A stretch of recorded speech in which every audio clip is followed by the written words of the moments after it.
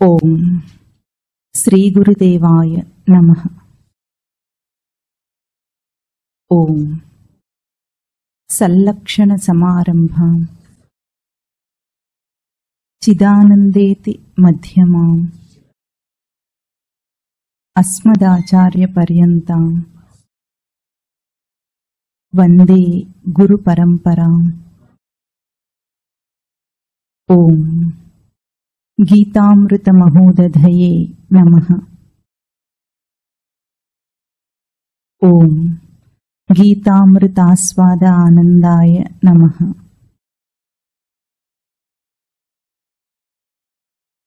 మొదటి అధ్యాయం 7వ శ్లోకం నుండి చెప్తాం.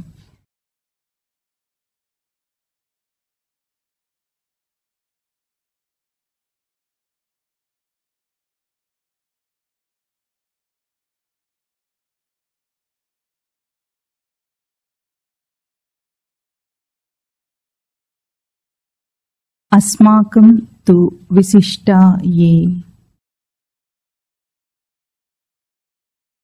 తాన్ నిబోధ ద్విజోత్తమ నాయకా మమ సైన్యస్య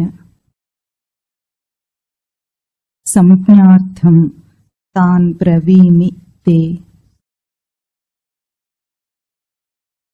భవాన్ భీష్మశ్చ కర్ణశ్చ కృపశ్చ సమితింజయః అశ్వత్థామా వికర్ణశ్చ సౌమదత్తిర్జయద్రథః అన్యే చ బహవః శూరాః మదర్థే త్యక్తజీవితాః నానా శస్త్రప్రహరణాః సర్వే యుద్ధ విశారదాః.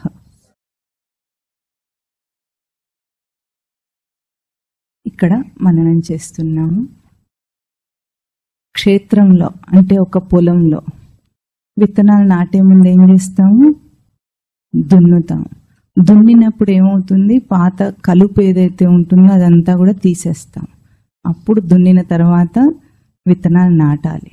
అదే ఇప్పుడు మనం చేస్తున్నాం, దున్నుతున్నాం అన్నమాట. అంటే మన బుద్ధిలో ఇదివరకున్న పాత అవగాహనలు ఏవైతే భావాలు ఉంటాయో వాటన్నిటినీ తొలగించి ఇప్పుడు కొత్తగా భగవద్గీతను నాటుకోవాలి. గనుక ఆ దున్నటమే మనం చేస్తున్న విచారణ. సుదీర్ఘంగా చేస్తున్నాం ప్రతి పాత్రను కూడా. ఇది భగవద్గీత యొక్క కథా నేపథ్యం. ఇక్కడ మనం ఎక్కడ దాకా వచ్చామంటే దుర్యోధనుడు భీష్మాచార్యుడికి అస్మాకం తు విశిష్టాయే తాన్ నిబోధ ద్విజోత్తమ అంటున్నాడు. హే ద్విజోత్తమ, మన సైన్యంలో విశిష్టులెవరో వారిని గురించి చెప్తాను అన్న దాంట్లో భవాన్ భీష్మశ్చ కర్ణశ్చ, మీరు భీష్ముడు కర్ణుడు అని ముందు చెప్పాడు.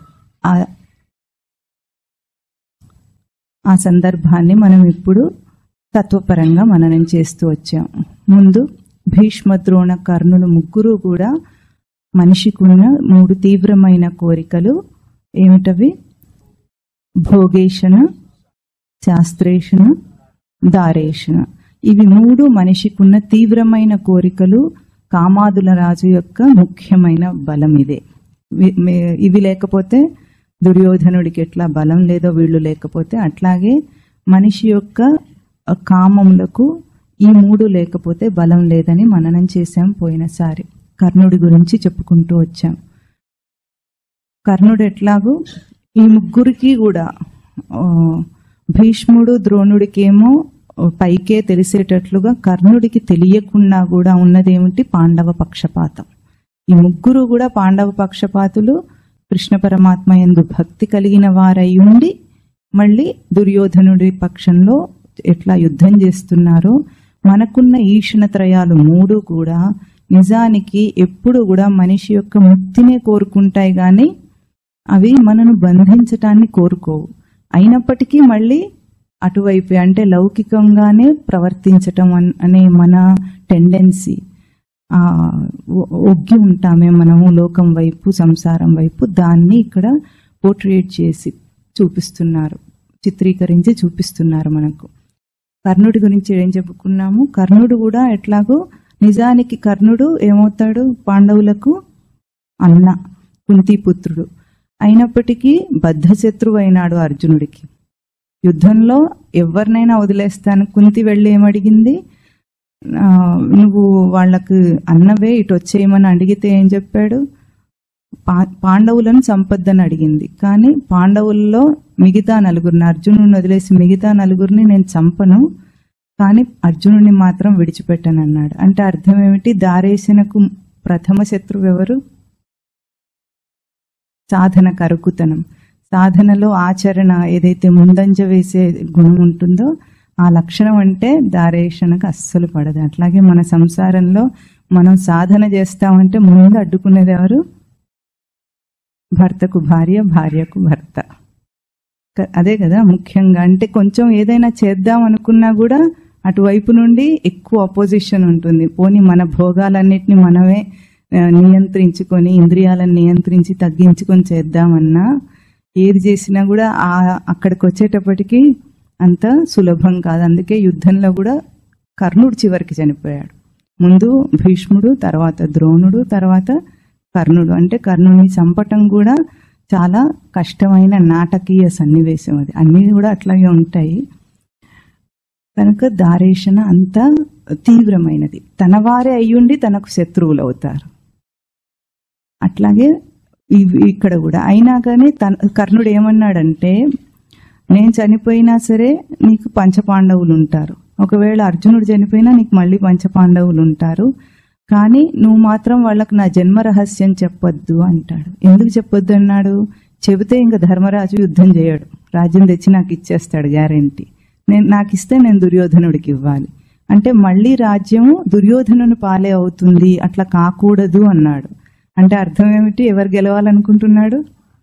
పాండవులే గెలవాలని అనుకుంటున్నాడు. ఎందుకు? ఈ ముగ్గురికి కూడా బాగా తెలిసిన రహస్యం ఏమిటంటే కృష్ణ పరమాత్మ వాళ్ళ వైపు ఉన్నాడు. అంటే ధర్మం అటువైపు ఉంది. ధర్మం ఎటువైపు ఉంటుందో ధర్మయుద్ధంలో అదే గెలుస్తుంది అని వాళ్ళ ముగ్గురికి తెలుసు. అంటే మానవ జన్మకు అది తెలుసు. ఏ ఈషణాలైనా, ఏ కోరికలైనా సరే చివరకు అణిగిపోవాల్సిందే. ముక్తి సాధనయే జరుగుతుంది. ముక్తి సాధనలో మానవుడు గెలుస్తాడు. ఇది తథ్యం, ఫ్యాక్ట్, అందరికీ తెలిసిన రహస్యం. కనుక దాన్ని గుర్తించి మనం ఈ ముగ్గురి వధ అనేది ఎప్పుడు చెప్పుకుంటామో అప్పుడు మళ్ళీ ముందు శ్లోకాల్లో చెప్పుకుందాం. అయితే ఈ మూడింటికి మనిషి వంగటానికి మనం చెప్పే ఒక రీజన్ ఉంటుంది. లోకంలో అందరూ ఇంత విన్నా, ఇంత చేసినా ఎందుకు అటువైపు రాలేకపోతున్నామంటే దానికి ఒక పదం వాడతారు. ఏమిటది? ఎందుకు సంసారం వైపు, వ్యవహారం వైపు అంత టెండెన్సీ ఉంది, మొగ్గు చూపుతున్నామంటే మనం ఒక రీజన్ చెప్తాం. అదేంటి? దీన్ని దాటలేకపోవటానికి కారణం ఏమిటి అంటే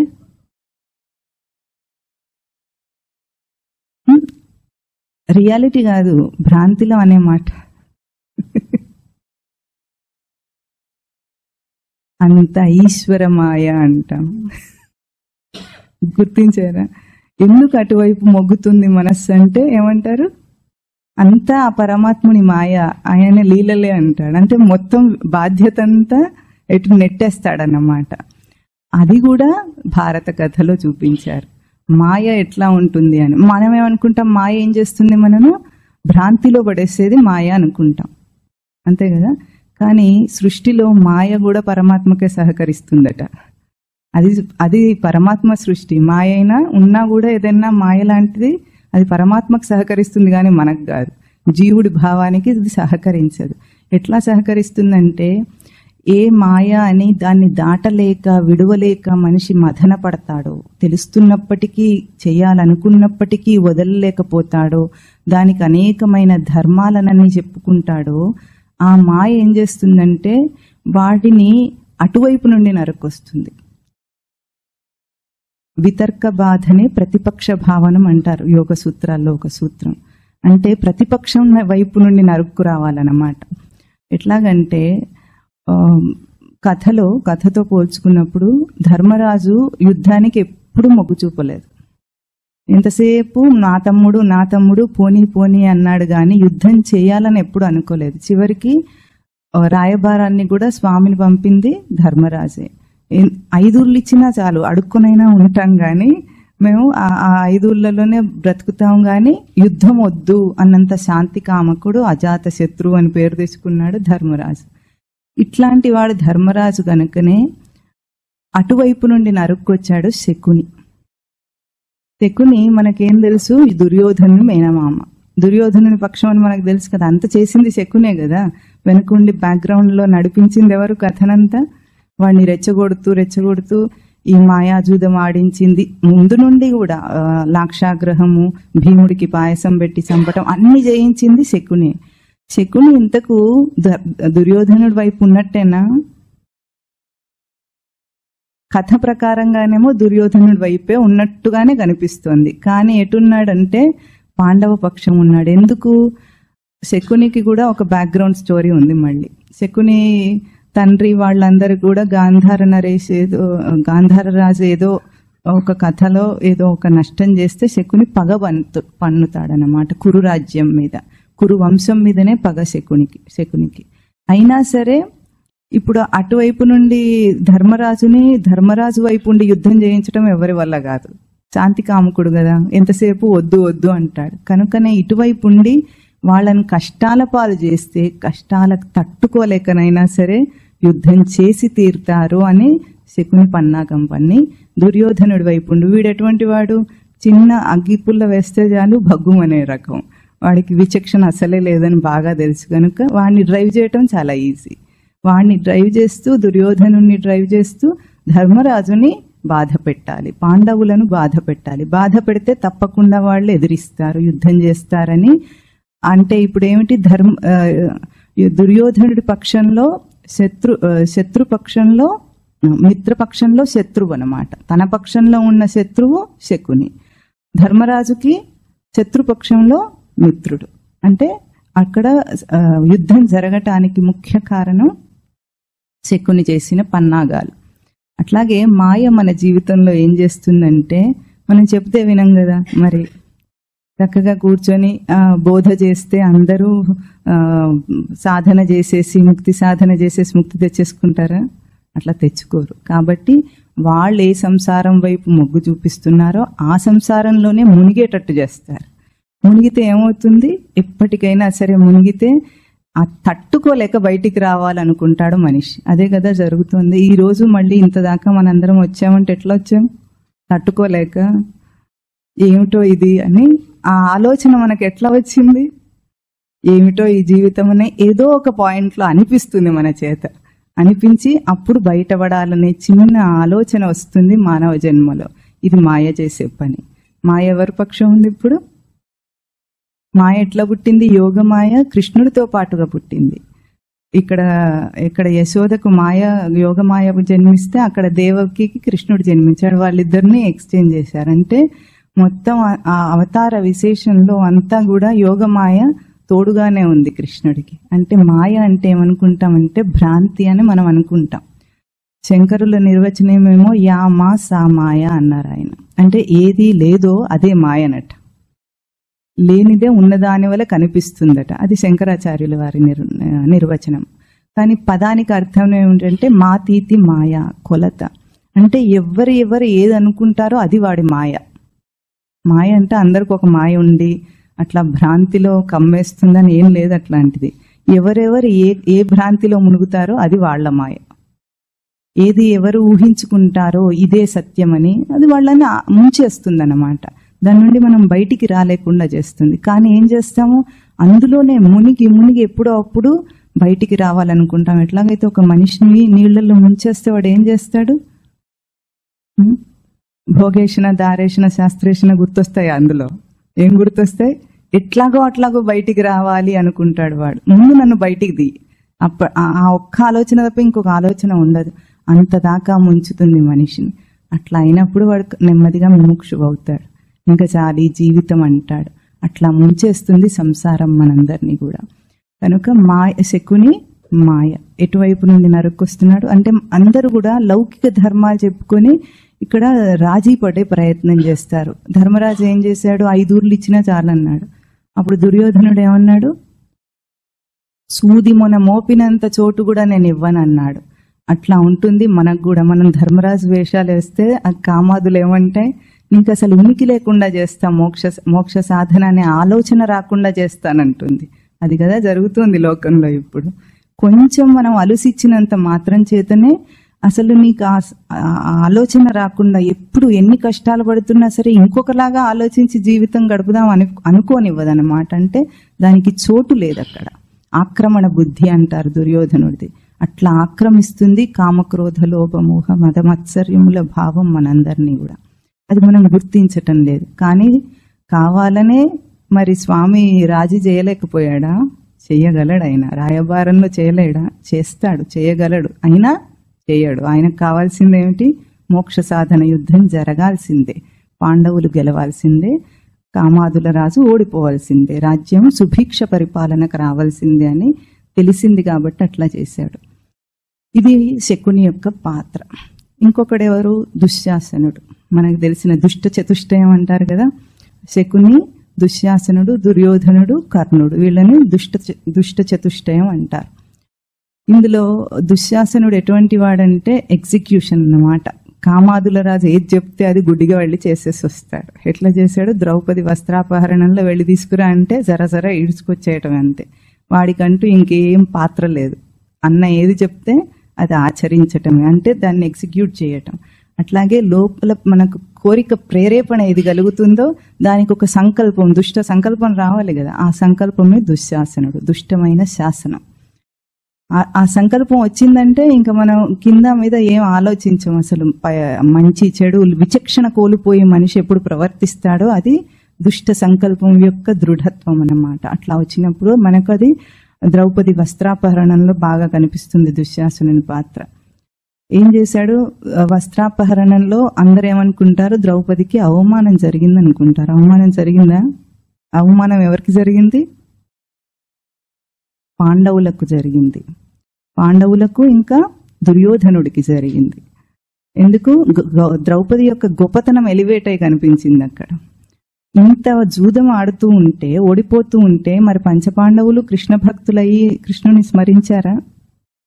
లేదు, స్మరించలేదు. అంత భక్తులయ్యి ఉండి కూడా ఆ సమయానికి వాళ్ళకి పరమాత్మ గుర్తు రాలేదు. వచ్చుంటే సద్బుద్ధిని ప్రసాదించేవాడు. ఎట్లాంటి నిర్ణయం తీసుకోవాలో లోపల నుండి వచ్చేది. ఆ సమయానికి ఎట్లా ఉంది? అన్నగారికి ఏమో జూదం ఆడటమే వ్యసనం అక్కడ, లౌకిక ధర్మం. వీళ్ళు ఏం చేస్తారు? అన్న ఏదంటే అదే దాన్నే అనుసరిస్తూ ఉంటారు తప్ప వాళ్ళు ఎదురు మాట్లాడలేరు. అటువంటి వాళ్ళని అందుకే ఏం చేసింది కథలో, అంత వాళ్ళ భార్యకే అట్లా అవుతున్న మహావీరుల భార్యకే అంత అవమానం జరుగుతుంటే కూడా నోరు మూసుకొని కూర్చోవలసి వచ్చింది వాళ్ళ. కానీ ద్రౌపదికి ఆ సమయానికి కృష్ణ స్మరణ ఉంది. అది ద్రౌపది దేహం ఏదైతే మనకుందో ఆ దేహాన్ని ద్రౌపదితో పోలుస్తారు. ద్రౌపదికి ఎప్పుడు కూడా మానభంగం జరగదు. ఎందుకంటే మనం ఈ దేహాన్ని ఎంత టార్చర్ చేసి భోగేషణను అనుభవించాలనుకుంటామో, ఎట్లా ఉంటుంది మన టార్చర్?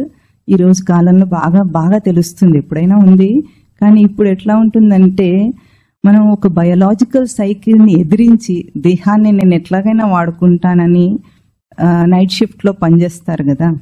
అక్కడ ఏం చేస్తున్నామండి మనం? ఎప్పుడు కావాలంటే అప్పుడు నువ్వు మేలుకున్నప్పుడు తినేయటమేనా?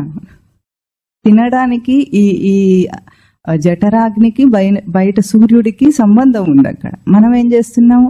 నేను ఇప్పుడు నైట్ షిఫ్ట్ చేయగలను. మనం ఏమైనా నాక్టర్నల్ బీయింగ్సా? రాత్రిపూట మేలుకునే పశువులమా? కాదు కదా.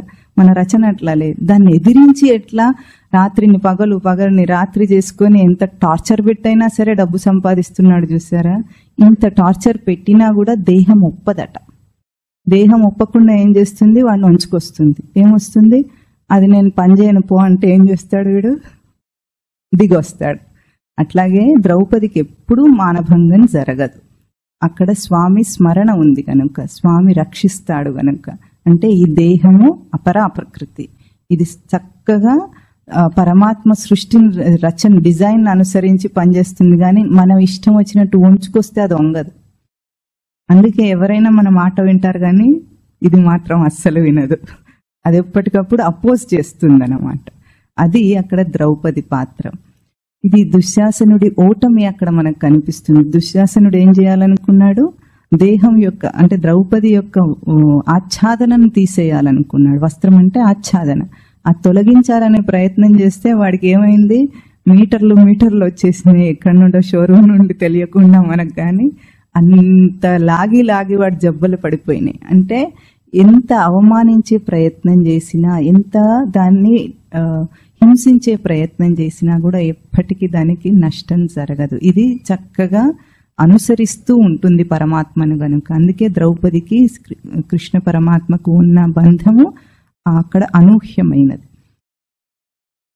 తర్వాత ఇంకా మనం ఇవాళ చెప్పుకోవలసిన ముఖ్యమైన పాత్ర ఎవరిదంటే ఇక్కడ జయద్రథ పాత్ర ఒకటి చూపించారు. జయద్రథుడు అంటే సైంధవుడు. సైంధవుడు ఎవరు కథలో? దుర్యోధనుడికి బావ, చెల్లెలి భర్త.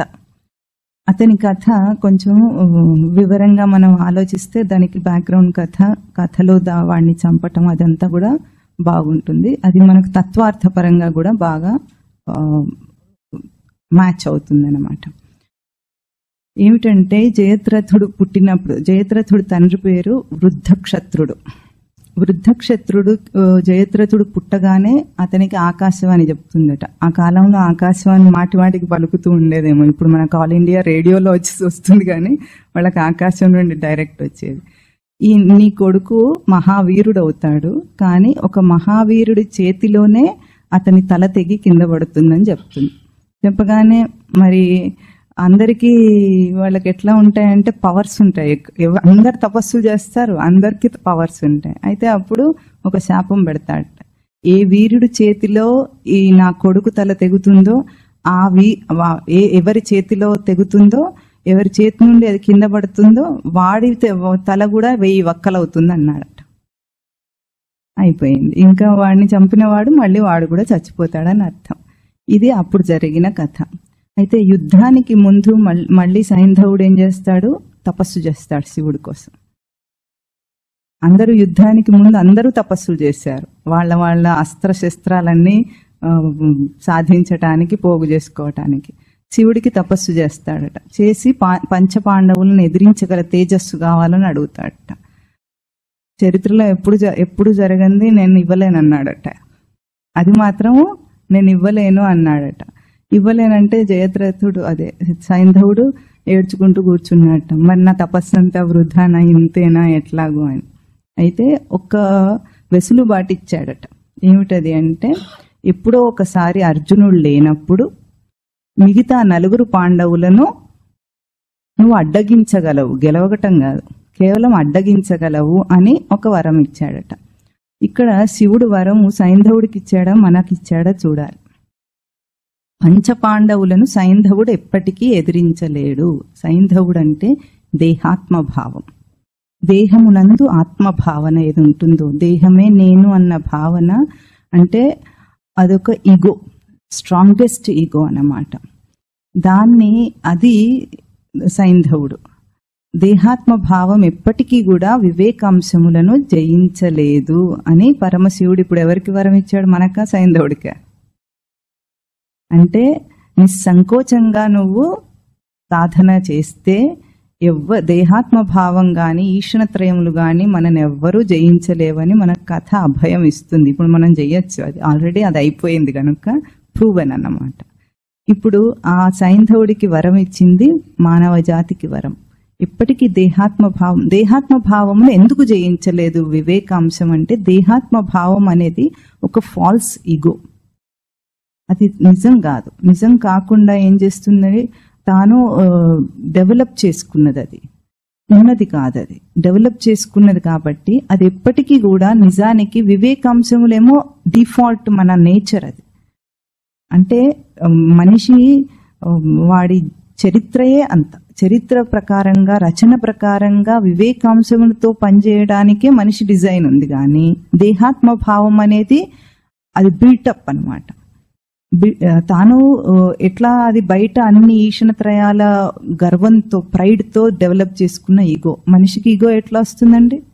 డబ్బు సంపాదించినప్పుడు, కీర్తి ప్రతిష్టలు ఉన్నప్పుడు, భోగేషణ, శాస్త్రేషణ, బాగా బాగా పెద్ద పెద్ద డిగ్రీస్ చదివి పెద్ద హోదాల్లోకి వచ్చేసినప్పుడు, ఇంకా భార్య, పిల్లలు, ఇళ్ళు, వాకిళ్ళు అన్ని బాగా ఉన్నప్పుడు ఎట్లా ఉంటుంది? కళ్ళు ఎక్కడో ఉంటాయి, తల మీద కంటే కూడా పైకి వేలాడుతుంటాయి. అంటే ఎంత స్ట్రాంగ్ ఈగో దేనివల్ల డెవలప్ అయింది? ఈ ఈషణత్రయాల సపోర్ట్ వల్ల డెవలప్ అయినది. అయినా సరే దానిని నువ్వు జయించలేవని పరమశివుడు సైంధవుడు జయించలేడు, దేహాత్మభావం తనను జయించలేదు అంటే వివేకమును జయించలేదు అని మనకు ఒక వరం ఇచ్చాడు. అయితే సైంధవ వధ ఎట్లా జరిగింది? ఇప్పుడు ఏమన్నాడు? అర్జునుడు లేని సమయంలో ఎప్పుడో అప్పుడు ఒక్కసారి మాత్రం నువ్వు 4 పాండవులను ఎదిరించవచ్చు అన్నారు. భీష్ముడు చనిపోయిన తర్వాత కాదు, భీష్ముడు పతనమైన తర్వాత, ఆ తర్వాత చెప్పుకున్నాము ముందుకు వెళ్లే శ్లోకాల్లో. భీష్ముడు పతనమైన తర్వాత సేనాధ్యక్షత వహించింది ద్రోణాచార్యుడు. ఇంకా అప్పుడు వీడు దుర్యోధనుడు మొదలు పెడతాడనమాట. మీరందరూ పాండవ పక్షపాతులు ఎన్ని రోజులు యుద్ధం చేసినా ఏం జరగటం లేదు, టికి అని అందరు డిఫెన్స్ గేమ్ ఆడుకుంటున్నారు కానీ ఎవరు గెలవట్లేదు, ఎవరు ఓడిపోవట్లేదు, చావట్లేదు, గోలగోల చేస్తాడు. మీరందరూ అటువైపే అటుపక్షంలోనే ఉన్నారు కాబట్టి సరిగా యుద్ధం చేయట్లేదని వీళ్ళందరికీ పౌరుషం వస్తూ ఉంటుంది అనమాట. పౌరుషం వచ్చి ఆ రోజు ఏమంటాడు? ఈరోజు నీకు ఒక మహారథుణ్ణి పట్టిస్తానంటాడు, చంపుతానంటాడు.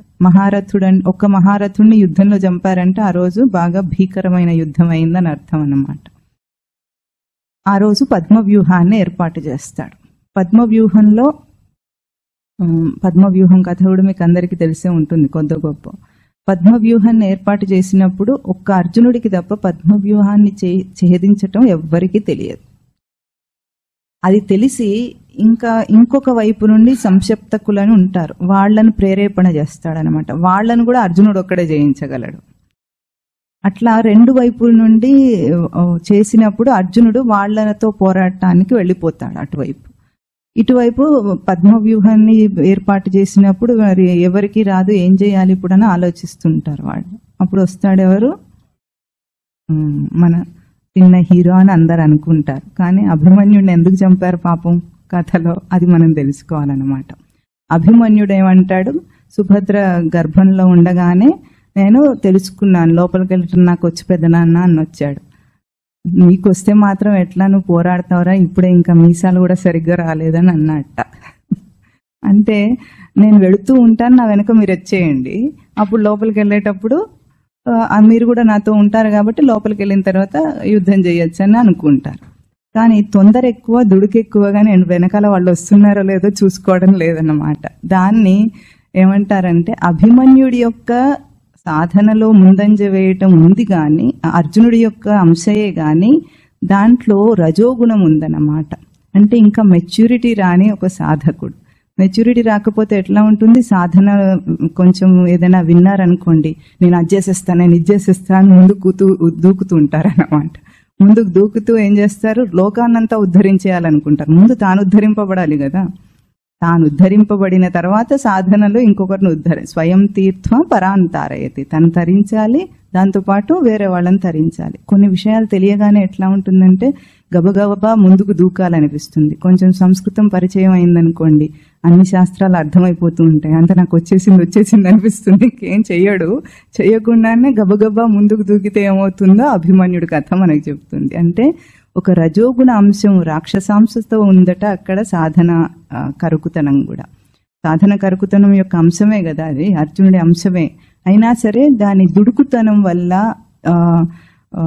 పరిపక్వత లేనందువల్ల అది అక్కడ ఎట్లా పతనమైందో మనకు ఆ కథలో కనిపిస్తుంది. ఆ కథలో ఏమైంది? లోపలికి వెళుతున్నాడు అభిమన్యుడు, వెనకాల వీళ్ళు వస్తున్నారు.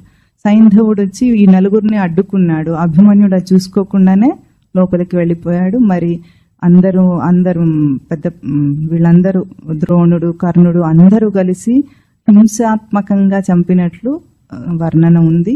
నిజంగానే కూడా అట్లాగే చనిపోయాడు అభిమన్యుడు. అంటే ఒక స్థిరత్వం వచ్చేదాకా గబుక్కున దూకడం అనేది చేయకుండా, ఇమ్మెచ్యూర్ గా ప్రవర్తించకుండా ఉండటం అనేది చేయటం అక్కడ భారత కథ చెప్తుంది. అంటే మనకి ఎన్ని కోణాలలో చెప్తుందో భారత కథ, అన్ని ధర్మ సూక్ష్మాలని విడమర్చి చెప్పినట్టు చెప్తుంది. అంటే ఒక సాధకుడు ముందుకెళ్తుంటే ఎంత రక్షణ అవసరమో, దానికి ఎటువంటి నడవడిక అవసరమో, ఎట్లా ముందుకెళ్లాలో అవన్నీ చెప్తుంది భారత కథ. అప్పుడు సైంధవుడు అడ్డుకున్న కారణంగా అభిమన్యుడు చనిపోయాడు కాబట్టి సాయంత్రం వచ్చి అర్జునుడు చూసేటప్పటికి ఏమైంది, అక్కడ అందరూ ఏడుపు మొహం పెట్టుకొని కూర్చున్నాడు. ఇక్కడ ఈయనేమో విజయం సాధించి వచ్చాడు, సంక్షప్తకులందరినీ వధించి వస్తున్నాడు. ఏమైందని అడిగితే అభిమన్యుడిని చూపించారు. ఇంకా ఆ రోజు శపథం చేస్తాడు, ఏమని, రేపు సూర్యాస్తమయం లోపల సైంధవుణ్ణి చంపకపోతే నేనే ప్రాయోపవేశం చేస్తానంటాడు. అంటే ఇక్కడ ఏమిటి, అక్కడ సాధన కరుకుతనం ఇప్పుడు ఏమంటోంది, దేహాభిమానాన్ని చంపుతానంటోంది. లేకపోతే నేనైనా ఉండాలి, సైంధవుడైనా ఉండాలి, ఎవరో ఒకరే ఉండాలి. అంటే తీవ్ర సంవేగానాం ఆసన్న అంటుంది యోగ సూత్రం ఇక్కడ. అంటే తీవ్రమైన ఒక వేగం వస్తుంది సాధనలో సాధకుడికి. ఎప్పుడొచ్చింది ఇది, భీష్ముడు చనిపోయిన తర్వాత. అంటే ముందు భోగేషణ పతనం అవ్వాలి, భీష్ముడు పడిపోయిన తర్వాత. అంటే భోగేషణ పతనమైన తర్వాత దేహాభిమానం, ఒక వరుస క్రమంలో ఉంటాయి వాళ్ళ సావులన్నీ కూడా. దేహాభిమానాన్ని జయించాలి, జయించకపోతే ఇంక ముందుకు వెళ్ళాడు సాధకుడు. దేహాభిమానం ఉన్నంతసేపు ఏమవుతుందంటే ఏ సాధన చెప్పినా సరే ఎట్లా ఉంటుంది, మన ఇగో హర్ట్ అవుతూ ఉంటుంది బోధ చెప్తూ ఉంటే. ఇప్పుడు మనం మొన్న పోయిన వారం అంతకు 2 వారాలు మనం భోగేషణ చెప్పుకున్నప్పుడు ఎట్లా ఉంది, మనం ఉంటాం కదా, మన పాత్ర అందులో ఉంటుంటుంది, చెప్పిన విషయాల్లో మనం ఉంటాం. అప్పుడు మనకి ఎట్లా ఉంటుంది, లోపల ఈగో మీద దెబ్బ కొడుతున్నట్టు ఉంటుంది. శాస్త్రము గురువు టక్క టక్క కొడుతుంటే ఆ ఈగో అనేది చంపేదాకా ముందు పూర్ణంగా అవ్వడు సాధకుడు. కనుక దేహాభిమానం పడిపోతే ఇంకా శాస్త్రేషణ, దాని తర్వాత మిగతావన్నీ టకటక పోతాయి. కనుక దేహాభిమానమైనా ఉండాలి, సాధన కరుకుతనమైనా ఉండాలి అని ప్రతిజ్ఞ చేశాడు అర్జునుడు. అక్కడ ఏం జరిగింది మర్నాడంటే, అర్జునుడు ఎక్కడున్నా సరే ఎప్పుడు కూడా ధర్మరాజును రక్షించుకుంటూ ఉంటాడట. ఎక్కడ యుద్ధం చేస్తున్నా సరే ధర్మరాజు మీద కన్నేస్తాడు. ఎందుకు, ధర్మరాజును పట్టుకుంటే కథ అంతమైపోతుంది, అక్కడికే అయిపోతుంది.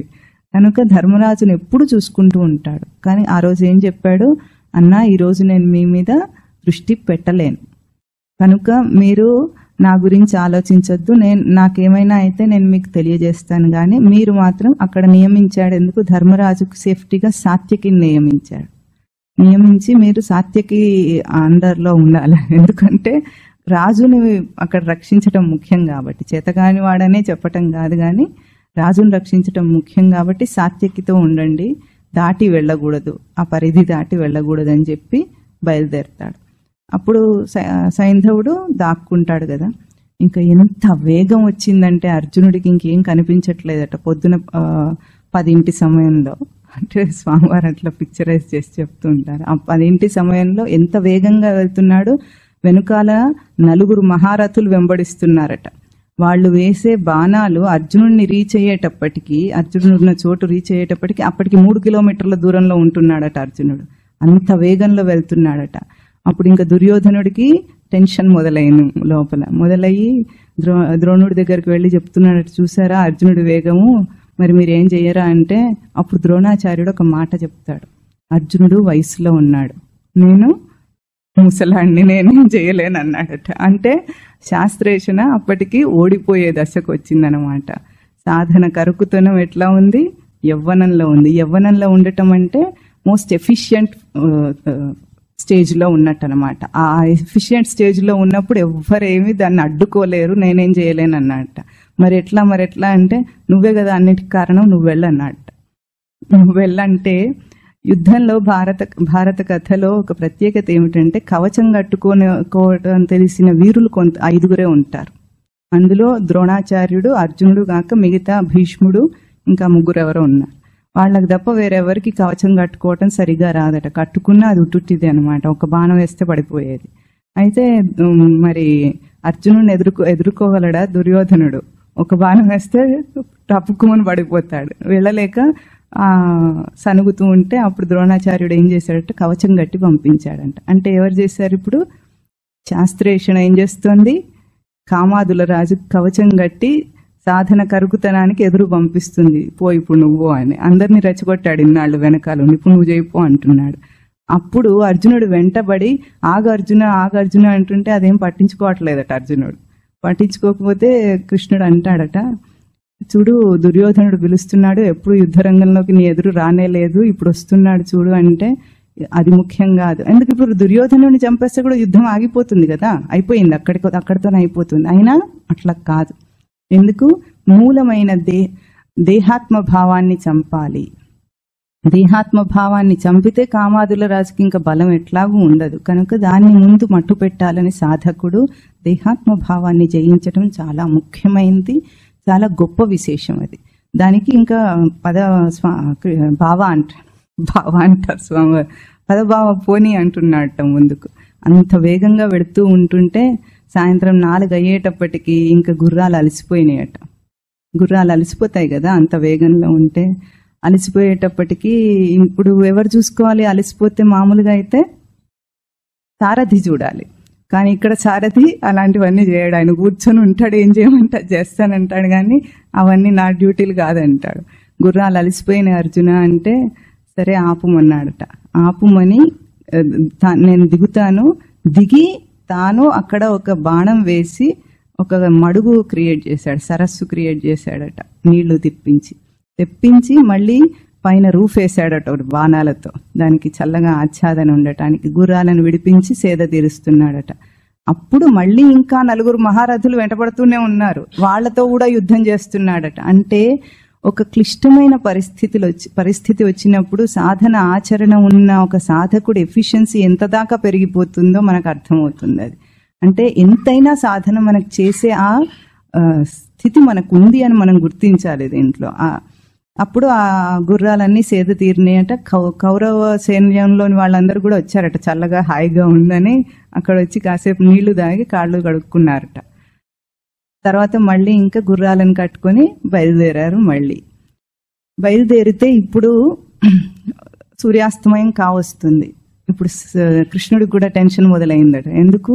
ఉన్నదే ఒక్కగానొక్క శిష్యుడు, భగవద్గీత విన్నది ఎవరు? ఒక్కగానొక్క అర్జునుడు. అర్జునుడు చచ్చిపోతే నేను ఉండలేను, అర్జునుడిని విడిచిపెట్టి స్వామి ఉండలేడు. కనుక టెన్షన్ మొదలైందట. మొదలైతే అర్జునుడికి ఇప్పుడు ఒక కథ చెప్పడం మొదలు పెట్టారట. ఏమిటి? వృద్ధ క్షత్రుడి యొక్క తపస్సు గురించి, వరం గురించి. వృద్ధ క్షత్రుడి పాత్ర ఏమిటంటే, దేహాత్మ భావం ఎక్కడి నుండి పుడుతుంది అంటే అజ్ఞానం నుండి. వృద్ధ క్షత్రుడు అజ్ఞానం వల్ల పుట్టేది దేహాత్మ భావం. ఇప్పుడు చెప్పాడట, ఇప్పుడు కూడా మళ్ళీ వృద్ధ క్షత్రుడు ఒక చోట ఎక్కడో తపస్సు చేస్తున్నాడు. నువ్వు ఒకవేళ సైంధవుణ్ణి చంపినా ఈ వీడి తలకాయ వెళ్ళి వాడి ఒళ్ళో పడాలి, అక్కడ కొట్టాలి. నువ్వు కొడితే వాడి అది చూసి వాడి చేతిలోంచి ఆ తలపై కింద పడుతుంది, లేకపోతే నీ తల ఒక్కలవుతుంది అన్నట్ట. ఇప్పుడు అది గైడ్ చేస్తున్నాడు స్వామి. ఇంకా సైంధవుడు బయటికి రావటం లేదు, దాక్కొని ఉన్నాడు.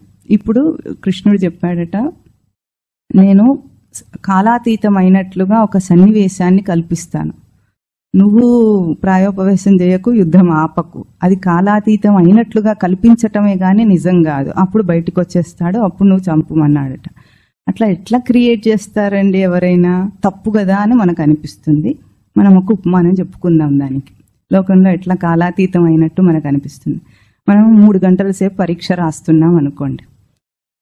ముందెట్లా ఉంటుంది? అందరూ తాపిగా రాసుకుంటూ ఉంటారు. 2.5 గంటలు అయిన తర్వాత ఏమంటాడు invigilator? Last half an hour tie up your paper, right your number అంటాడు. ముందు అది టై చేసి తర్వాత నువ్వేమైనా రాసుకో అంటాడు. తర్వాత ఇంకా 10 నిమిషాలు ఉండగా కూడా ఏం చేస్తాడు? టైం అప్ అంటాడు. అంటే ఆ వేగాన్ని క్రియేట్ చేస్తాడు. అయిపోకముందే, అంటే కాలాతీతం కాకముందే ఆ వేగాన్ని క్రియేట్ చేస్తే బాగా చదువుకున్నవాడు ఏం చేస్తాడు? గబగబా రాసుకుంటూ పోతాడు. వాడు ఇంకా కూడా లాస్ట్ మూమెంట్ దాకా రాస్తూనే ఉంటాడు. టెన్షన్ పడ్డవాడు ఉన్నాడు అనుకోండి, టైం అప్ అనగానే ఉన్న కాస్త కూడా ఎగిరిపోతుంది, వాడికి పేపర్ ఇచ్చేసి వెళ్ళిపోతాడు. ఇంకొకడు ఏం చేస్తాడు? ఫ్రెండ్ రాస్తూ ఉండేదాకా వీడు కూడా ఆగుతాడు. వీడు రాసినా రాయకపోయినా వాడు అట్లా కూర్చుంటాడు. అంటే రషప్ ఆఫ్ వర్క్ అని ఆ టైంలో మనకి ఎట్లా ఉంటుంది? సమయస్ఫూర్తి, స్పాంటేనిటీతో అన్ని లోపల నుండి తెలివంతా వచ్చేస్తుంది బయటికి, ఎక్కడైనా సరే అటువంటి సన్నివేశం వచ్చినప్పుడు. అంటే ఇంకా కాలాతీతం కాకపోయినా దాన్ని మనం అనుభవిస్తాం. ఇంకా 2 minutes ఇప్పుడు వస్తుంటే కూడా ఏమైంది, కరెక్ట్ గా బయట కారు ఆగేటప్పటికి 5 అయింది. అంటే ఇంకా 2 నిమిషాలు ఇవాళ ఆలస్యం అయింది. అది వీడు 5 నిమిషాల ముందు నుండే చూసుకుంటున్నాడు, ఇంకెంతసేపు అని. డ్రైవర్ ఇంకా ఎంత వేగంగా వచ్చినా ఆ సందుల్లోంచి వచ్చేటప్పటికి ట్రాఫిక్ ఉంటుంది కాబట్టి ఎవరో ఒకరు ఎదురొస్తే అదే లేట్ అయిపోయింది. అట్లా టైం అయిపోయినప్పుడు మనకి ఎట్లా ఉంటుందో, ఇంకా అయిపోకముందే అయిపోతుంది అని అట్లా క్రియేట్ చేశాడు అక్కడ కృష్ణుడు. ఇది అయిపోగానే ఏమైంది, సైంధవుడు బయటికి వచ్చాడట.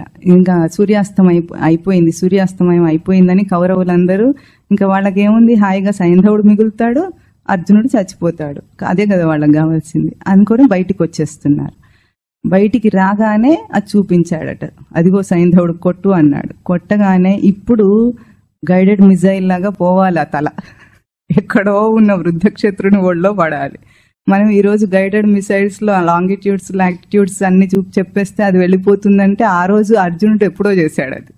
అంటే ఎట్లా పోవాలి అది, ఇప్పుడు ఒక బాణం వేస్తే కొంత దూరం వెళుతుంది, మళ్ళీ ఇంకొక బాణం వేసి దాన్ని ఇంకాస్త దూరం డ్రైవ్ చేయాలి, అది అదే దారిలో వెళ్ళాలి. ఆ రకంగా వేగంగా చూపించి సైంధవుణ్ణి చంపాడట. ఆ తలకాయ వెళ్ళి ఏమైంది, వృద్ధక్షత్రుని ఒళ్ళో పడింది. వాడదేమిటని చూసి ఇట్లా అనేటప్పటికీ వాడి చేతిలోంచే పడింది కనుక అక్కడ వృద్ధక్షత్రుడి తల కూడా 1000 వక్కలైపోయింది. ఇది భారత కథ ఎంత డ్రామాటిక్ గా మనకు చూపించింది. ఆ యుద్ధ నిపుణత, అంత నిపుణత మనకుంది. మనము దేహాత్మ భావాన్ని అజ్ఞానంతో సహా, అంటే దానికి మూల కారణంతో సహా తొలగించాలి. మనకు అసలు దేహాత్మ భావం ఎందుకు వచ్చింది, ఆత్మ తెలియదు గనుక.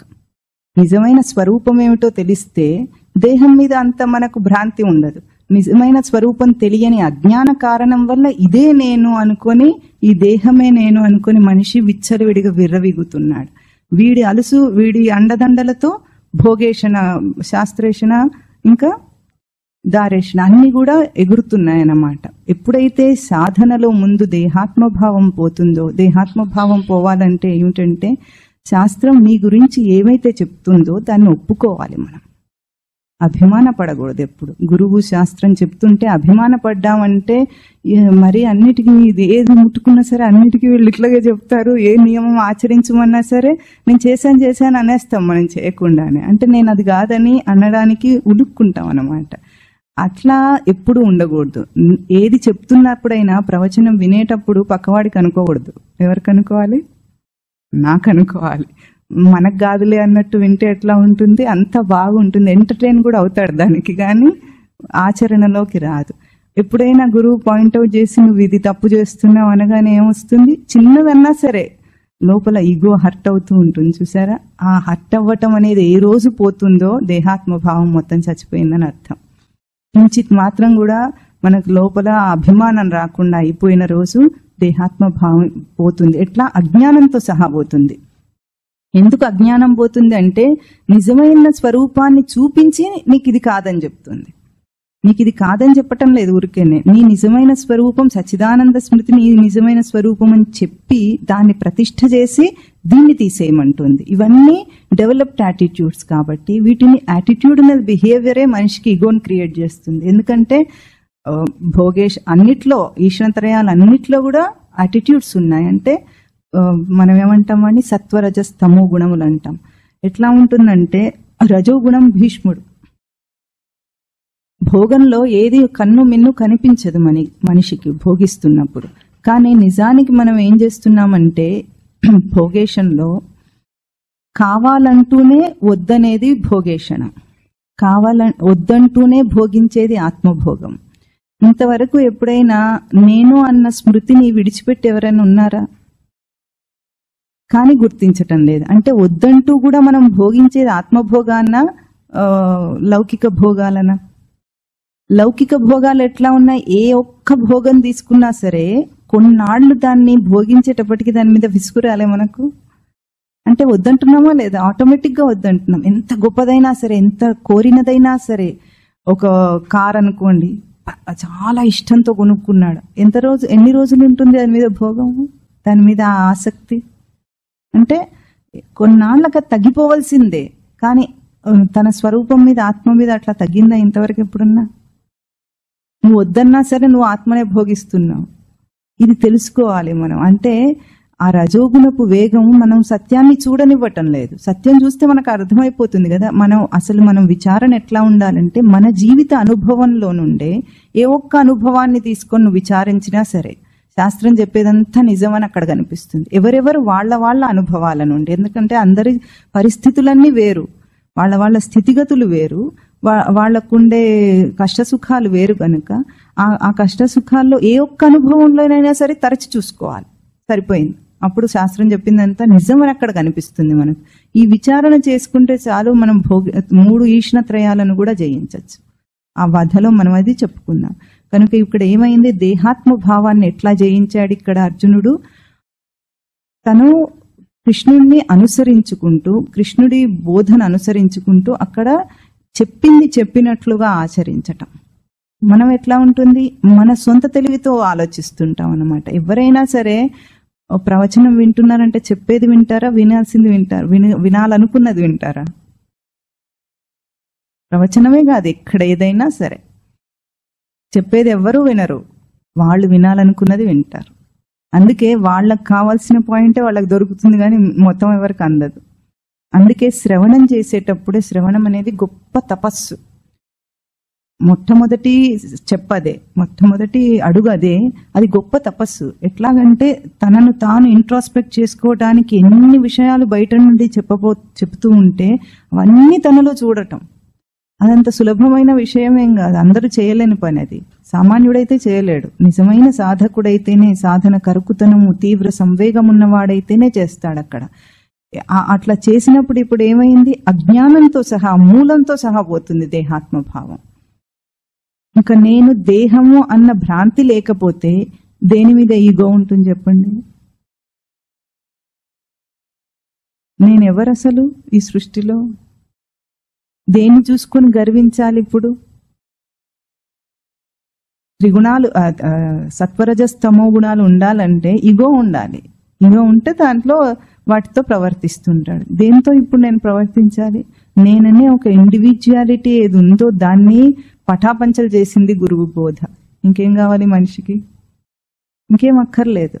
కనుక దేహాత్మ భావాన్ని చంపటం అనేది అంత ముఖ్యమైన అంశం. అక్కడ దేహాత్మ భావం ఎప్పుడు చనిపోయిందో అప్పుడు ఏమైంది, దుర్యోధనుడు బలం తగ్గిపోయింది. ఒకటి భోగేషణ కూలిపోయింది, ఇప్పుడు తర్వాత దేహాత్మ భావం పోయింది, మిగిలింది శాస్త్రేషణ.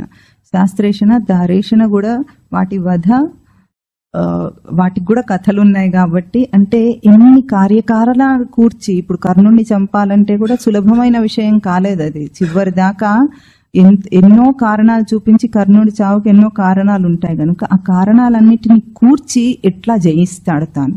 మనము ఇదంతా మనం ఏమనుకుంటామంటే జీవిత కాలం అంతా ఒక్కసారి మనం చూడగలమా? ముందు వెనక అంతా ఒక్కసారి చూడలేం. స్వామివారు ఏం చెప్తారంటే ఒక సంఘటన ఒక జీవితం. ఆ సంఘటనలో నువ్వు ఇదంతా అక్కడ అన్నీ ఉంటాయి, ఇక్కడ ఈ ఆస్పెక్ట్స్ అన్నీ అందులో వస్తాయి ఒక్క సంఘటనలో. ఆ సంఘటనలో నువ్వు ఎట్లా దాన్ని దర్శనం చేసి బయటికి వస్తావు చూడు. ఇది విచారణ అనేది అనమాట. విచారణ చేస్తే ఏమవుతుందో ఆ సంఘటనలో ఉన్నప్పుడు, మనం సమయస్ఫూర్తి అని మామూలు భాషలో అంటామే, అప్పుడు ఆ సమయంలో విచారించి మనం నిర్ణయం తీసుకోగలిగితే దాని నుండి బయటపడగలం. లేకపోతే మన జీవితంలో ఎన్ని ఈవెంట్స్ జరుగుతున్నాయి, ఎన్ని ఇష్యూస్ వస్తున్నాయి, ఏమైనా అవన్నీ ఎందుకు? అనుభవములన్నీ అందించినా అందదాయ ఆత్మదృష్టి అంటారు. ఇన్ని అనుభవాలు వచ్చినాయి కదా, అందరికి వస్తున్నాయి, ఒక్కరికే కాదు అందరికి వస్తాయి. ప్రతి వాడి జీవితంలో కష్టాలు సుఖాలు వస్తాయి, రకరకాల నాటకీయంగా జరుగుతూ ఉంటుంది జీవితం. ఇన్ని జరిగినప్పటికీ ఎందుకు మనకు తెలియలేదు అంటే మనం ఆ సమయంలో దాన్ని విచారణ చేయలేదు కాబట్టి. సాధన అంటే ఏమిటో పక్కన కూర్చొని విచారణ చేసేది కాదు, కురుక్షేత్రం మధ్యలో జరగాల్సింది కదా. ఆ పిక్చరైజేషనే అట్లా ఉంది. అంటే నువ్వు ఆ కర్మను ఆచరించేటప్పుడు ఆ మూలంతో సహా ఎట్లా పోవాలి అనే దాన్ని ఒక ఉపమానం చెప్పుకుందాం మనము. మనిషి 3 గుణాలతో పనిచేస్తాడు. పనిచేసినప్పుడు మనం ఎట్లా దాన్ని నిర్లక్ష్య భావంతో ఓవర్లుక్ చేస్తామనే దాన్ని అనుకుంటే, ఇప్పుడు ఒక వస్తువు ఉందనుకోండి, ఇక్కడే ఈ క్లాక్ ఉంది, దీన్ని వీడు పక్కకు జరపాలనుకున్నాడు, చేతిలోంచి జారి కింద పడిపోయింది. కింద పడిపోతే ఏమంటాడు? ఐఎమ్ సారీ అంటాడు చక్కగా నవ్వి, అవునా? ఐఎమ్ సారీ అంటే ఎదుటి వ్యక్తి ఉన్నాడు అనుకోండి, వాడు కొంచెం సౌమ్యుడైతే పోనీ అని ఊరుకుంటాడు. కాకపోతే ఏమంటాడు, పగలగొట్టి ఐఎమ్ సారీ అంటే అయిపోయిందా అంటాడు. అయితే వీడేమంటాడు, క్లాక్ కోసం ఏడ్చి చేస్తావెందుకు, నేను నీకు కావాలంటే 200 ఉంటుందేమో, అది 200 ఇచ్చేస్తానంటాడు. 200 పెద్ద లెక్క కాదు మనకు, 2000 అయినా కూడా లెక్క కాదు కాబట్టి నేను ఇచ్చేస్తానంటాడు. ఇప్పుడు ఏ దుడుకుతనంతో అది కింద పడేశాడో ఆ కారణం పోయిందా? 200 2000తోనూ దాన్ని సర్దుబాటు చేసేసాడు, ఇష్యూని సర్దేయాలనుకున్నాడు. కావాలంటే అలాంటివి 4 కొనిస్తాను నువ్వు అంటాడు వాడు. అవునా, డబ్బు ఉంది కాబట్టి అనేసాడు. కానీ నీ మూల కారణం ఏమిటి అది పడటానికి? ఆ సమయంలో రజోగుణంతో దుడుకుగా దాన్ని నెట్టడం. దాన్ని ఎట్లా సర్దుకోవాలనుకున్నాము? ఒకటేమో ఎదుటివాడు సత్వగుణం అయితే దాన్ని సర్దేద్దాం అనుకున్నాడు, కానీ వీడి రజోగుణాన్ని వీడు గుర్తించటం లేదు. అక్కడ రజోగుణం అనేది మనం చూడలేదు, దాన్ని సవరించుకోలేదు, ఏం లేదు. ఇష్యూ ఏమైంది, అక్కడ సైలెంట్ అయిపోయింది. అట్లా ఎన్ని జరుగుతున్నాయి? మనకు పెద్ద పెద్ద కష్టాలు రావాలనుకుంటున్నారా? అట్లా ఏం అక్కర్లేదు. మనం కదిలామంటే త్రిగుణాలు కదులుతూనే ఉంటాయి. మాట్లాడితే చాలు ఎన్నో ఉచ్చారణలో వస్తుంటాయి, నడవటంలో వస్తుంటాయి. యాటిట్యూడ్, మనిషి నడుస్తున్నాడంటే యాటిట్యూడ్ నడుస్తుందని అర్థం, మనిషి కాదు వాడు. స్వామివారు అంటారు ప్రవృత్తి మూటలు అవన్నీ అని. ప్రవృత్తి మూటలు మాట్లాడుకుంటున్నాయి, ప్రవృత్తి మూటలు నడుస్తున్నాయి. మనుషులు ఎక్కడున్నారు ఇక్కడ? ప్రవృత్తులే, వాదించుకున్న ప్రవృత్తియే, మాట్లాడుకున్న ప్రవృత్తియే. ఇవన్నీ మనం గుర్తించి సవరించుకోవాల్సిన అతి సూక్ష్మమైన విషయాలు. ఎందుకంటే కారణాన్ని తీసేయకుండా కార్యం పోదు. కారణం యాటిట్యూడ్లో ఉంది, ప్రవృత్తిలో ఉంది. ఆ ప్రవృత్తిని తీసేస్తే బయట విషయం అదే సవరింపబడుతుంది. ఇప్పుడు ఇక్కడ నుండి 2 గీతలు గీయటం మొదలు పెట్టామనుకోండి, ప్యారలల్ లైన్స్ అనుకొని మనం మొదలు పెట్టాం, కానీ కొంచెం యాంగిల్ తేడా అయింది. ఈ యాంగిల్ తేడా అయింది. ఇప్పుడు రైల్వే ట్రాక్ వేస్తున్నారు, యాంగిల్ తేడా అయితే ఏమవుతుంది? అది తేడా కొన్ని మిల్లీమీటర్లే అనుకుందాం. అది కొంత దూరం వెళ్ళిన తర్వాత ఏమవుతుంది? కొన్ని కిలోమీటర్ల దూరం వస్తుంది. అది కొన్ని కిలోమీటర్లు పోయిన తర్వాత ఈ రెండింటికి మధ్య దూరం ఎంత ఉంటుంది? చాలా దూరం ఉంటుంది. అంటే సూక్ష్మంగా ఉన్నప్పుడు చాలా తక్కువగా కనిపిస్తుంది మనకు. అది దాని డిఫరెన్సే మనకు అర్థం కాదు. కానీ అది విషయంలోకి రిఫ్లెక్ట్ అయ్యేటప్పటికి ఎట్లా ఉంటుంది? పెద్దగా అవుతుంది. దాన్ని సవరించాలంటే ఏం చెప్తారు స్వామివారు అంటే, ఇప్పుడు ఈ 2 వేళ్ళు ఇట్లా ఉన్నాయి, దగ్గరికి తీసుకురావాలంటే ఇక్కడ కష్టపడాల్సిన అవసరం లేదు, ఇక్కడ కట్టేస్తే అయిపోయింది, అవి 2 దగ్గరకు వచ్చేస్తాయి. అంటే మూలాన్ని సవరించటం. మన లోపల ఏ యాటిట్యూడ్ మనల్ని బంధిస్తుందో. ఇప్పుడు కోపం వచ్చింది అనుకున్నాం, కోపం మీద ఎక్కువ ఎందుకు చెప్తామంటే, ఎక్కువ మనము స్థిరత్వాన్ని కోల్పోయేది కోపంలో కనుక. కోపము కోరిక వేగం. కోరిక దేని మీదనైనా ఉంటే మనిషి అసలు విచక్షణ కోల్పోతాడు. దేన్ని కోరినా సరే, ఇప్పుడు ఈ కాలంలో యూత్కి బాగా అర్థమవుతుంది. ఏదో కావాలనుకుంటాడు, అది దొరకకపోతే, ఒక అమ్మాయిని ప్రేమించాడు అంటాడు, ఆ అమ్మాయి దొరకకపోతే వాడన్నా చచ్చిపోతాడు, ఆవిడన్నా చంపేస్తాడు. చావడం చంపడం తప్ప ఇంకో ఆలోచనే ఉండదు. ఎంత సిల్లీ థింగ్ అది. అన్నిటికీ చావే పరిష్కారం లాగా చంపటం, ఇదొక్కటే దొరుకుతుంది. కానీ వాడికి అసలు ఏం అర్థం కావట్లేదు కదా. చాలా చిన్న విషయం అది. ఆ చిన్న విషయానికి పెళ్లి చేసుకుంటే ఆటోమేటిక్గా ప్రేమ పోయేదే రేపు. దానికి ఇప్పుడే పోయింది కదా, మంచిదే కదా, అది అందరికీ ఉన్నది కదా. ఈరోజు ప్రేమించింది ఏమైనా పెళ్లి చేసుకున్న తర్వాత ఉందా? లేనే లేదు, తెలుసు కదా. అయినా సరే చచ్చిపోవడం, చంపడం ఎందుకు? అంత ఈగో హర్ట్ అయిపోయి నన్ను కాదన్నదని రేపు నువ్వే కాదంటావు, పెళ్లి చేసుకున్న తర్వాత విడాకులు ఇస్తావా చేస్తావా అని అడిగే స్థితి దాన్ని. అలాంటి విషయంలో కూడా చంపుతానంటాడు. అంటే ఇంత స్థిరత్వాన్ని కోల్పోయేటట్టు చేసింది ఏమిటి? కోరిక, కోపం. కోరిక ఎందుకు తీరకపోతే వచ్చే కోపం ఏంది? కామ క్రోధోద్భవం వేగం. కామం నుండి పుట్టిన క్రోధోద్భవం వేగం వస్తున్నప్పుడు, ఈ క్షణాలంటే ఎవరో ద్రోణాచార్యుడు భీష్ముడు కాదు, ఇక్కడే ఉంటాయి అన్ని. నేను ఇంత గొప్పవాడిని, నా మాట కాదన్నారు. ఇప్పుడు ఆఫీస్లో కూడా ఇట్లాంటి ఈగో ఇష్యూస్ రావా? వస్తాయి, అందరికి వస్తాయి. పైకి బాగానే ఉంటారు కానీ లోపలన్నీ ఈగో ఇష్యూస్ ఉంటాయి. ఇంకా చదువుకున్న వాళ్ళకైతే చాలా సాఫ్ట్గా ఉండి లోపల ఉంటాయి. మామూలు వాళ్ళన్నా పైకి తిట్టుకుంటారు, కానీ చదువుకున్న వాళ్ళలో చాలా కష్టం అనమాట. ఇది బయటపడదు అస్సలు తొందరగా, ఎందుకంటే అందరూ మాస్క్లు వేసుకొని తిరుగుతుంటారు.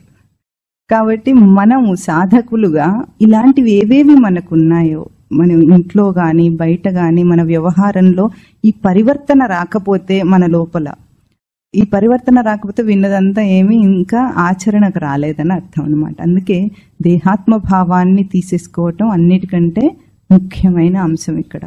ఇప్పుడు దేహాత్మ భావాన్ని తీసేయటం వల్ల శాస్త్రేషణను చంపటానికి అశ్వత్థామను వాడుకున్నాడు. అది అయిపోయింది. అది అయిపోయిన తర్వాత శాస్త్రేషణను అంటే ద్రోణాచార్యుడిని చంపటానికి అశ్వత్థామను వాడుకున్నారు. అశ్వత్థామ యొక్క క్యారెక్టర్ కొంచెం చెప్పుకొని వచ్చేసారి తర్వాత వేరే శ్లోకాల్లో ఈ వధ చెప్పుకుందాం.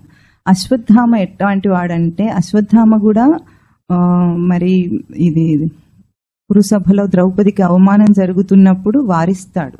దుర్యోధనుని అట్లా చెయ్యొద్దనే అంటాడు. ఎందుకంటే మరీ నీతి లేనివాడు కాదు అశ్వత్థామ. కానీ ఎటువంటి వాడు అశ్వత్థామన్ అంటే, ధామన్ అంటే స్థానం, స్వ అంటే రేపటికి అని, అశ్వ అంటే రేపటికి కూడా ఉండని స్థితి ఏదో అది, అంటే మోస్ట్ టెంపరరీ స్టేట్ అన్నమాట. దాన్ని అశ్వత్థామ అంటారు. అశ్వత్థామ ఎందుకు చెడిపోయాడంటే దుర్యోధనుని సహవాసం వల్ల. కావటానికి ద్రోణాచార్యుడు కొడుకే అయినా సరే దుర్యోధనుడు సహవాసం వల్ల చివరికి ఏం చేస్తాడు, తర్వాత అశ్వత్థామ అందరూ చనిపోయిన తర్వాత కూడా యుద్ధం అయిపోయిన తర్వాత చివరి దశలో ఏం చేస్తాడంటే, ఆ రోజు రాత్రి దుర్యోధనుడు చనిపోతూ వీడికి పట్టాభిషేకం, సైన్యాధ్యక్ష పట్టాభిషేకం చేస్తాడట. ఎవరు లేకపోయినా సరే, సైన్యం లేకపోయినా సైన్యాధ్యక్ష పట్టాభిషేకం చేస్తే ఆ రోజు రాత్రికి పాండవులను నిద్రలో చంపేయాలనుకుంటాడు. అది చాలా కిరాతకమైన పని. ఇది గుర్తిస్తాడు కృష్ణ పరమాత్మ. అప్పుడు ఏం చేస్తాడు, దుర్యోధనుడి శిబిరంలోకి మార్చేస్తాడు వాళ్ళని. పాండవులను దుర్యోధనుడి శిబిరంలోకి పంపిస్తాడు. ఉపాండవులు వీళ్ళ శిబిరంలో ఉండిపోతారు. ఉప పాండవులనే పాండవులు అనుకుని 5గురిని చంపేస్తాడు.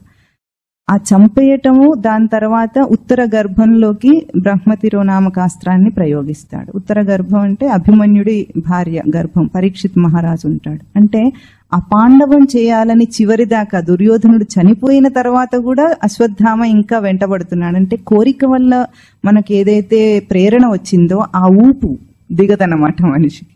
కోరిక పోయిందా సరే ఆ వాసన ఉంటుంది. అంటే మనకి ఎట్లా ఉంటాయి కోరికలు మూడు, ఇవి ఈషణత్రయాలు మూడు కూడా విషయము, విషయ వాసన, కారణం, మూడు రూపాల్లో ఉంటుంది. విషయం ఎట్లా ఉంటుంది, బయట మనం సర్దేస్తే విషయం లేనట్టు కనిపిస్తుంది. కానీ ఏదైనా ఒక అలవాటు గాని ఇష్టం గాని ఎట్లా డెవలప్ అవుతుంది, ఒకసారి చేసిన తర్వాత దాని మీద ప్రీతి పెరుగుతుంది, మళ్ళీ ఒకసారి చేయాలనిపిస్తుంది.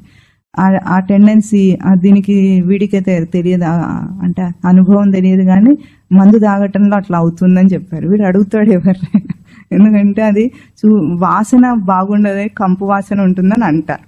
అవునా, విస్కీ బ్రాండీ ఇవన్నీ అది తాగితే వామిటింగ్స్ చేసుకున్నట్టు కూడా చూపిస్తారు. వీడికి తెలియదు అస్సలు. కానీ మరి అట్లా ఉన్నది ఎందుకు తాగుతారు మనుషులని వీడికి పెద్ద డౌట్ అన్నమాట. లీటర్లు తాగి ఆ మత్తులోకి ఎందుకు వెళ్తాడు వీడు? అంత బాగాలేనిదైతే వదిలేయాలి కదా. వామిటింగ్ చేసుకునే అంత కంపు కొడుతూ ఉంటే ముక్కు మూసుకుని మరి తాగటం ఎందుకో వీడికి అర్థం కాదు. ఇప్పుడు అది ఎట్లా తాగుతాడు, మొదటిసారి ఏదో స్నేహితులు బలవంతం మీదనో సాంగత్యం వల్ల తాగుతాడు. తర్వాత ఏమవుతుంది, మళ్ళీ తాగాలనిపిస్తుందేమో, తాగుతూ ఉంటాడు. అది కొన్నాళ్ళకి అడిక్షన్ అవుతుంది. అంటే విషయం ఏమవుతుంది, వాసనను క్రియేట్ చేస్తుంది. ఆ వాసన ఏం చేస్తుంది, విషయాన్ని డ్రైవ్ చేస్తూ ఉంటుంది. ఇప్పుడు దానికి మూల కారణం ఏమిటి, వాడు దాన్ని నిగ్రహించలేకపోవటం. మొదటిసారి నిగ్రహించుంటే ఇంత గోలనే ఉండదు కదా. ఆ మొదటిసారి నిగ్రహించటం అనేది చేయలేదు గనుక ఆ కారణ రూపం ఏమిటి, నిగ్రహం లేకపోవటం గనుక ఏ విషయమైనా గట్టిపడుతూ ఉంటుంది అన్నమాట. ఎట్లా గట్టిపడుతుంది, ఈ ఉపమానం రెండింటికి చెప్పుకోవచ్చు. ఎట్లాగూ ఇప్పుడు నీరు పారుతూ ఉంది, నది కింద నీరు గట్టిపడుతూ ఉంటుంది. అట్లాగే రెండు ఒక విషయం వెళ్ళిపోయినప్పుడు రెండు గట్టిపడతాయి. ఒకటి ప్రవృత్తి గట్టిపడుతుంది, సాధకుడికి అయితే స్వరూపం గట్టిపడుతూ ఉంటుంది. అంటే విషయాలన్నీ దొర్లిపోయేవి, ప్రవాహ రూపంగా వెళ్ళిపోతుంటాయి. కానీ నేను అన్న అస్మత్ గ్రహింపు ఏదుందో ఆ గ్రహింపు గట్టిపడుతుంది సాధకుడి దృష్టిలో. ప్రవృత్తి ఉన్నవాడి దృష్టిలో ఏమవుతుంది, విషయాలన్నీ ఎన్నో గడుస్తున్నాయి. ఒక 40-50 ఏళ్ల జీవితంలో ఎన్ని విషయాలు గడుస్తాయి. అన్నిట్లో విషయ వాసనను పేరబెట్టుకున్నాం కదా, కరుడు గట్టిగా ఉన్నాయి. ఇప్పుడు ఈ కారణ రూపంతోనే వాడు మళ్ళీ జన్మనెత్తుతాడు. విషయాలు పోయినాయి, వాసనలు ఉన్నాయి, వాసనలు మళ్ళీ ప్రేరేపణ చేస్తున్నాయి. కానీ కారణ రూపంలో ఏదైతే స్ట్రాంగ్ గా ఉందో అందుకే మనుషుల్లో కొంతమంది నిగ్రహించడం చాలా అవలీలగా చేసుకుంటారు, అంత వాళ్ళ కష్టమే ఉండదు. కానీ కొంతమందికి చిన్న నియమం చెప్పినా సరే, ఆఫ్టర్ ఆల్ టీ కాఫీకి ఎంతమంది ఓడిపోతారో వీడికి ఆశ్చర్యకరంగా ఉంటుంది. ఏదైనా విస్కీయా బ్రాండీయా, టీ కాఫీకి కూడా ఓడిపోతే ఇంకా వాడు ఏం సాధన చేస్తాడు ముందుకు. చాలా మంది సన్యాసులు గాని గొప్ప గొప్ప వాళ్ళందరూ కూడా ఇంకా మానేయరు దాన్ని. అంటే వాళ్ళు ఏం చేస్తారు, దాన్ని తప్పు కాదని ఒక సంజాయిషి అనమాట, దానికి ఒక రాజీ పడిపోతారు. ఇంకా దాన్ని నిగ్రహించాల్సిన అవసరం లేదు. ఎందుకు అది తప్పు అంటే దానికి ఆరోగ్యపరమైన వివరాలు చాలా ఉన్నాయి, ఎందుకంటే నర్వస్ స్టిమ్యులెంట్ కాబట్టి. ఇంకొకటి ఏమిటంటే అది అడిక్షన్. లేకుండా నువ్వు ఉండలేవా? ఏదైనా సరే అది లేకుండా నేను ఉండలేనంటే అడిక్షనే. చివరికి స్వామివారి తిండి కూడా అడిక్షన్ అంటుంటారు. అడిక్ట్ అయిపోయాం మనం అంటారు. అది కూడా కష్టంగానే ఉంది ఇప్పుడు సాధనకు. ఎందుకంటే దాన్ని తిండి పెట్టాలి, దేహాన్ని పోషించాలి, తప్పకుండా అయిపోయింది కదా. మొదటిసారి తల్లి పాలు పట్టకుండా ఉంటే బాగుండేది అంటుంటారు స్వామివారు చాలాసార్లు. అంటే అట్లా ఏది లేకున్నా నేను ఉండలేను అనేది ఏదైనా సరే అడిక్షన్. అవేవి మన స్వరూపం కాదు, కానీ నా ఉనికికి అది కావాలి అనుకుంటున్నాం, నేను ఉండడానికి అది కావాలి అనుకుంటున్నాం. అటువంటి దాన్ని జయిస్తే మన నిగ్రహం పెరిగింది. ఏది లేకపోయినా మనం ఉంటాం. అది మన జీవితం ఎప్పటికప్పుడు ప్రూవ్ చేస్తుంది. మీరు చూసుకోండి, చిన్నప్పటి నుండి ఎవరెవరు లేకుంటే నేను లేననుకున్నారో వాళ్ళందరూ ఉండరు. ఇప్పుడు మనం ఉంటాం చక్కగా. అందరూ పోతారు, మనం ఉండము. తల్లిదండ్రి లేకపోతే మేము ఉండలేము అనుకుంటాం, వాళ్ళు పోయారు, మనం ఉన్నామా లేదా? ఉంటారా లేదా? అందరికి పోకపోయినా పోతే ఉంటారా లేదా? భార్యకు భర్త, భర్తకు భార్య పోయినా నేను ఉండలేను అనుకుంటాం. డిపెండెంట్ అయి ఉంటాం కూడా కొన్నిసార్లు. ఆడవాళ్ళైతే ముందు కాలంలో ఫైనాన్షియల్ గా డిపెండెంట్ అయి ఉంటారు కదా, అయినా సరే బ్రతకరు. ఏమీ లేదన్నట్టు బ్రతికేస్తారు తర్వాత. అంటే అన్ని మనం వదిలిపెట్టగలము, ఏది లేకపోయినా మనం ఉండగలము. విషయములన్నీ వెళ్ళిపోయినాయి, నేనున్నా. ఇది చాలదా మనకు నిరూపణ? ఇది మనము అనుభవంలో తరచి చూసుకోవటం. ఈ మూల కారణాన్ని తొలగిస్తే ఎప్పుడు ఆ దుడుకు, వేగం ఏవేవి ఉన్నాయో అన్ని క్వాలిటీస్ అవే పోతుంటాయి. సాధనలో మనలో పరివర్తన మనకే తెలుస్తూ ఉంటుంది. ముందు నేనేమిటి, ఇప్పుడు నేనేమిటి, అది తెలిస్తే అది సాధన మొదలైందని అర్థం. కనుక వచ్చే వారం మళ్ళీ మననం చేద్దాము. కౌరవ సైన్యంలోని ఈ గుణాలన్నిటినీ కూడా మన లోపల దర్శనం చేసి తీసేసుకోవటం మనకు కావాల్సింది. ఓం తత్ సత్.